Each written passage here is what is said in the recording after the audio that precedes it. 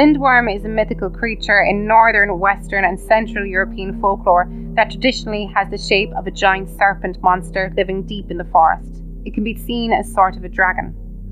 According to legend, everything that lies under the lindworm will increase as the lindworm grows, giving rise to tales of dragons that brood over treasures to become richer.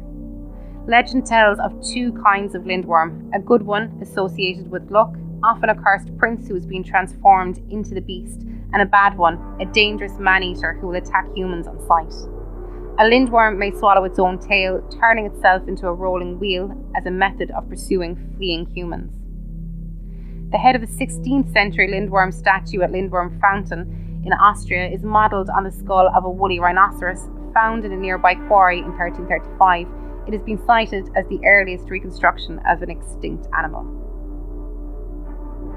In Nordic folklore, specifically Swedish folklore, lindworms traditionally appear as giant forest serpents without limbs, living between rocks deep in the forest. They are said to be dark in colour with a brighter underside. Along the spine, it is said to have either fish-like dorsal fins or horse-like mane, sometimes being called a mane snake. For defence and attack, it can spit out a foul milk-like substance which can blind enemies. Lindworm eggs are said to be laid under the bark of linden trees, and once hatched, they slither away and make a home in some pile of rocks. When fully grown, they can become extremely long. To counter this during hunting, they swallow their own tail to become a wheel, after which they roll at extremely high speeds to pursue prey. This has given them the nickname wheel snake. The belief in the reality of a lindworm, a giant limbless serpent, persisted well into the 19th century in some parts.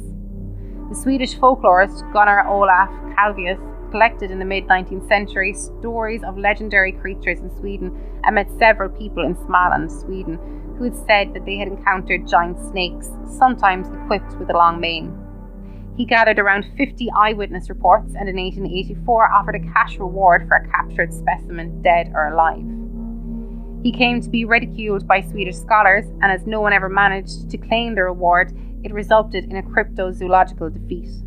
Rumours of the existence of lindworms in Småland soon debated. In Central Europe, the lindworm usually resembles a dragon or similar. It generally appears with a scaly serpentine body, dragon's head, and two clawed forelimbs, sometimes also with wings. Some examples, such as the 16th century Lindworm statue at Lindworm Fountain in Austria, has 4 limbs and 2 wings. Most limbs depictions implied lindworms do not walk on their own 2 limbs like a wyvern, but move like a mole lizard. They slither like a snake and use their arms for traction. There exist several related offshoots of the winged lindworm outside northern and central Europe, such as the French guive and to some extent the British wyvern. An Austrian tale from the 13th century tells of a lindworm that lived near Klagenfurt. Flooding threatened travellers along the river, and the presence of the lindworm was blamed. A duke offered a reward to anyone who could capture it, and so some young men tied a bull to a chain, and when the lindworm swallowed the bull, it was hooked like a fish and killed.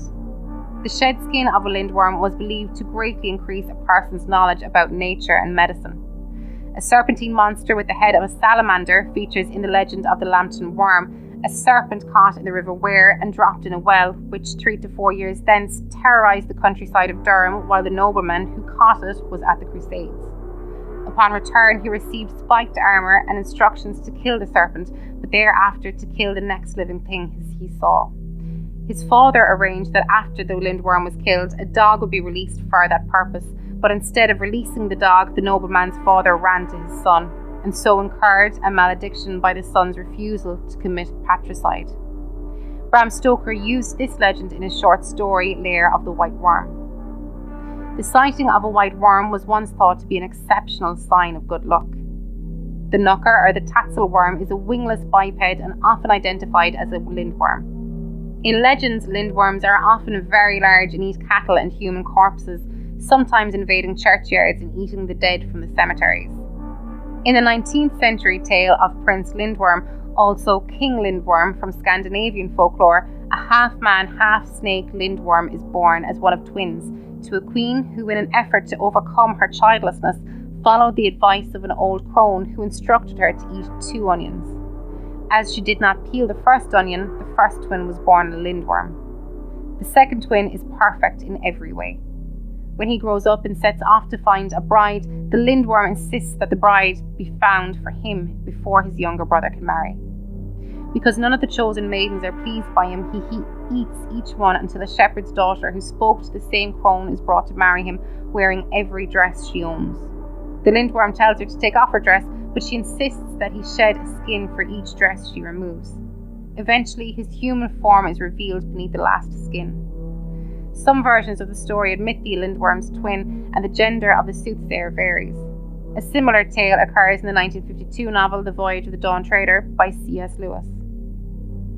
The tale of Prince Lindworm is part of a multiverse of tales in which a maiden is betrothed or wooed by a prince enchanted to be a snake or other serpentine creature. In a short Swiss tale, a Lindworm terrorizes the area around Grabs. It was as big as a tree trunk, dark red in colour, and according to its nature, extraordinarily vicious. It was defeated by a bull that had been fed milk for 7 years and had hooks attached to its horns. A girl who had committed an offence was tasked with bringing the bull to the Lindworm. After the beast was defeated, the enraged bull threw itself off a cliff, but the girl survived. In another tale, a cowherd falls into a cave where a Lindworm lives. Instead of eating him, the Lindworm shares his food source, a spring of liquid gold. After 7 years, they are discovered by a Venetian who hauls up the Lindworm and ties it up. The cowherd releases the Lindworm, who kills the Venetian and then leaves. When the cowherd goes home, no one recognises him and he no longer likes human food. If you like that, then check out our Patreon, where for just $5 a month you get access to exclusive shows like Real Monsters and Playing with Bones with Amy Rose, along with early access to all our minisodes and ad-free access to the Weekend Update and It's Alive! Not convinced yet? Well, head on over now and have 7 days on us. That's a 7-day free trial for all new members. That's It's Alive Pod on Patreon. It's Alive! All the guts and gore with none of the guilt. See you on Wednesdays, unless you're on Patreon when you get us all week long.